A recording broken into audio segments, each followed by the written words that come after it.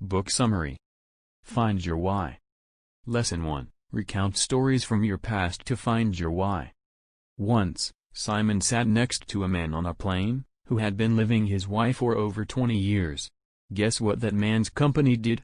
They produced steel. Super boring, right? How could someone be passionate about cold metal? Well, as it turned out, the man's business was focused on low carbon emissions and making products that were easy to recycle. His why was to keep the environment clean for future generations. That's pretty powerful, and it doesn't matter whether you apply it to steel tubing, cool apps or knitting socks. If your business becomes large enough, the impact will be big. After Simon first found his own why, to help others wake up inspired to go to work in the morning, he sat down with others to walk them through the process. The most important part of that process was always for the person to recount old stories.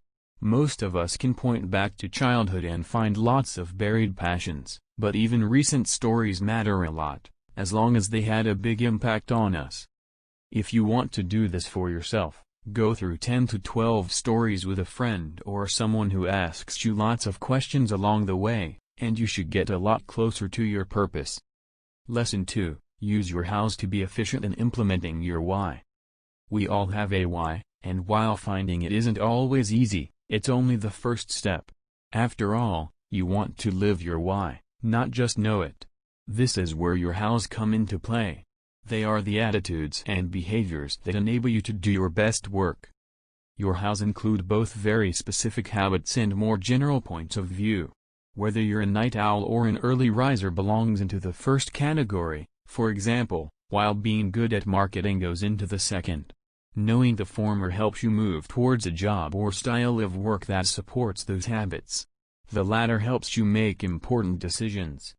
For example, if it's easy for you to market things, get traction on new projects, and capture some early sales, what you should work on next needn't always be what's most profitable.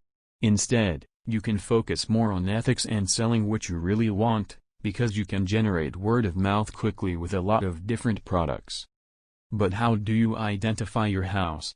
Just like past stories help you identify your purpose, past behavior can give you a good idea of how you should best go about living it. Take some time to think about how you work, write down the daily routines that allowed you to perform best in the past and which high-level skills you've accumulated so far. With your hows in hand, living your why becomes a lot easier. Lesson 3. Once you have your why, practice sharing it as much as possible.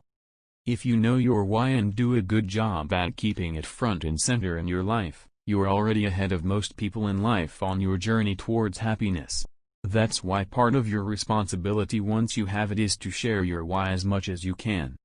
There are several good reasons to do so. It will inspire others to start searching for their own why. It might turn a lame conversation into a fascinating experience. It's the perfect answer to what do you do. It'll help you refine your mission statement constantly. What's more, if your why is a bold claim or something that makes people roll their eyes, like I want to help humans fly like birds, this is a chance to double down on your commitment and back up your words with actions. Lastly, it'll help you work better with others and pinpoint when something doesn't feel right. So, craft a short, one-sentence why and write it down somewhere. If you liked Simon's last book, Find Your Why is a good addendum. It's practical, so if you liked the message, but felt stuck in applying it to your own life, this may be the solution. Besides outlining the process for individuals, the book also includes ideas for team workshops and businesses, which rounds it all out nicely. Thanks for your company.